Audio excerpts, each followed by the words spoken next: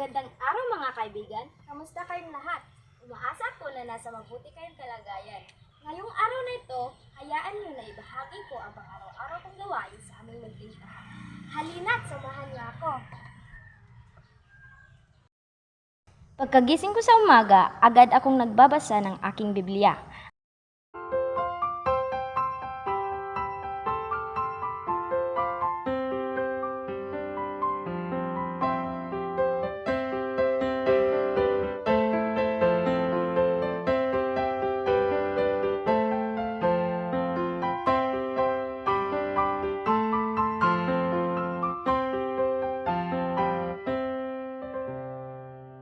Ang pag-aayos naman ng aking higaan ang aking isinusunod.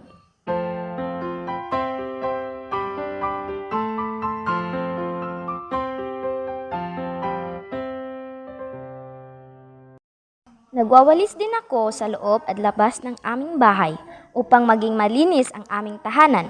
Sa gayon, kung may bisita na bigla ang darating, ay hindi kami mahihiyang patuloyin sila sa loob ng bahay.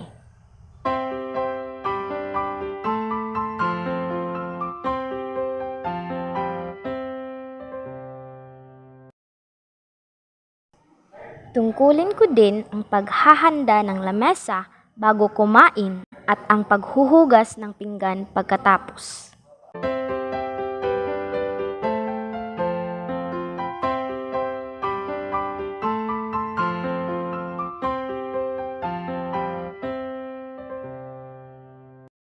Upang makatulong din sa aming pamilya, tumutulong din ako sa pagbabantay sa mga bata.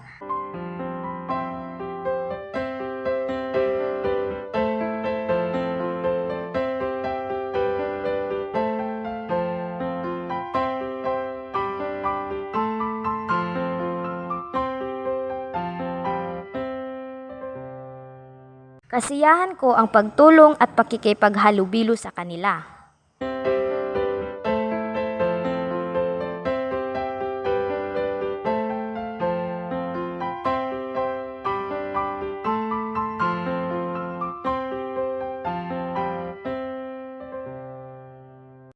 Sa mga oras naman na wala akong magawa, inahasa ko ang aking kasanayan sa pagtugtog ng gitara at ukulele. Kumakanta din ako para sa kaluwalhatian ng ating poong may kapal.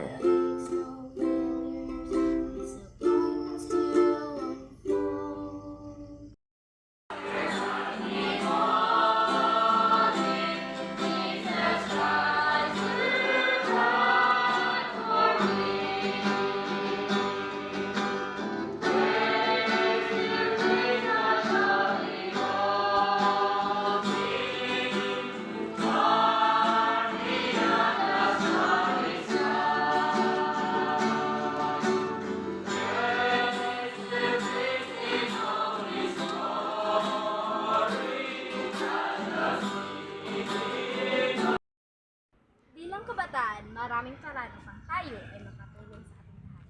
Huwag kalimutan ang mga gawain o tungkulin na inaatang sa ating mga magulang ay para rin sa ating kinabukasan upang maging responsable tayong mamamayan.